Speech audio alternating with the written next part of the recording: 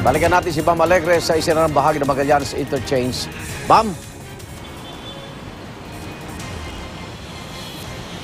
Again, good morning. Narito nga tayo sa mismong bahagi ng Magallanes Interchange na isinara na sa mga motorista simula 6 a.m. At papakita natin sa inyo ngayon. Ito yung mismong kalsada. Kung dati, nakakakanan ka pa from Osmeña Highway, papunta na EDSA. Ngayon, hindi na maaari yan. At para sa mga karagdagan detalye, kaugnay ng pagsasara na yan ng kalsada, kasama natin ngayong umaga si ASEC Celine Pielago, spokesperson ng MMDA. Good morning, Mama. Celine, ano po yung naging decision behind this? Bakit ngayon yung timing na implementation ito? Sir, sa talaho kasi ng aming ahensya nung nakaraang taon, nasa 652 ho yung road crash accident na nangyayari lang ho dito sa loop itself. So lahat ho ng aksidente, alam naman ho natin, sir, isang aksidente lang can cause at least more than an hour of traffic congestion.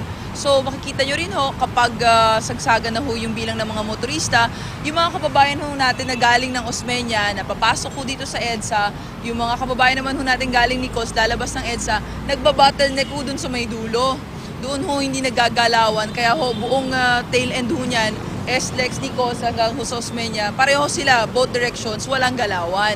So ngayon ho, mas minarapat ho natin na yung mga apektadong motorista galing ho dito ng Maynila, may take Sales Road, kaliwa ho ng Bonifacio, unang kanto rin ho, kaliwa pasong Tamo, labas ng EDSA. Or they may take Villamor Interchange. Yun lang ho yung magsisilbi muna ng alternate route dun sa mga motoristang maapektuhan.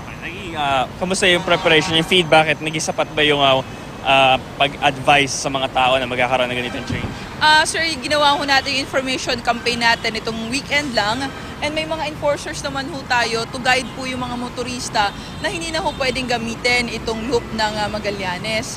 Ngayon ho, dinadirect ho natin yung ating mga motorista na gamitin nga ho yung Sales or Villamor Interchange. Nasa mahigit 7,000 ho yung mga motoristang maaapektuhan if you're coming from Manila going to EDSA. Samantalang nasa 19,000 naman ho yung maaapektuhan na papunta ho ng Nicos or ng SLEX rather. So yun ho yung bilang ng mga motoristang inaasahan natin maapektuhan with this. With this change, ano po yung projected na improvement sa ating traffic flow?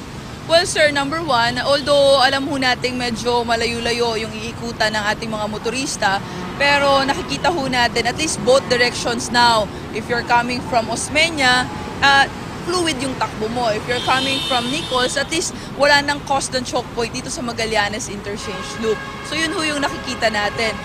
It may be a long cut for some, pero at least so fluid and moving para sa lahat ng motorista. Again, ASEC Celine Pielago ng MMDA. Good morning.